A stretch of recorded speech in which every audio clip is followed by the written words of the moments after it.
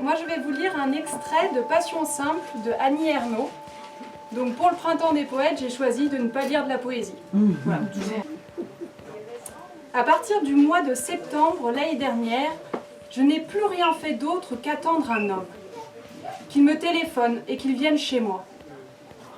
J'allais au supermarché, au cinéma, je portais des vêtements au pressing, je lisais, je corrigeais des copies. J'agissais exactement comme avant. Mais sans une longue accoutumance de ces actes, cela m'aurait été impossible, sauf au prix d'un effort effrayant. C'est surtout en parlant que j'avais l'impression de vivre sur ma lancée.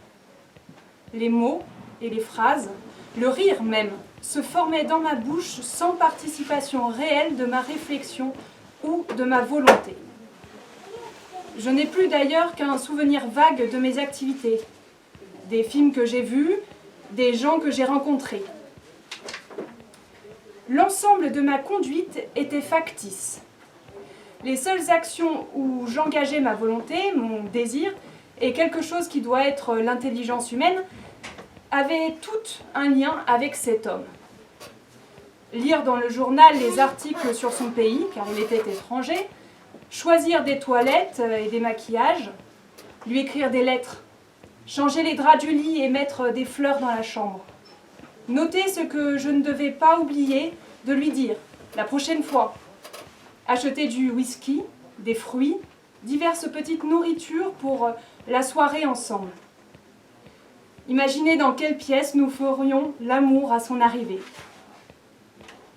Dans les conversations, les seuls sujets qui perçaient mon indifférence avaient un rapport avec cet homme, sa fonction, le pays d'où il venait, les endroits où il était allé.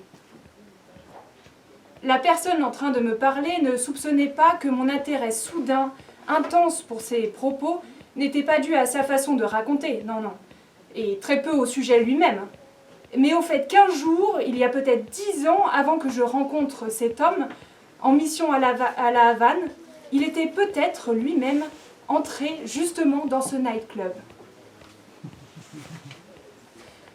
Je n'avais pas d'autre avenir que le prochain coup de téléphone, fixant un rendez-vous.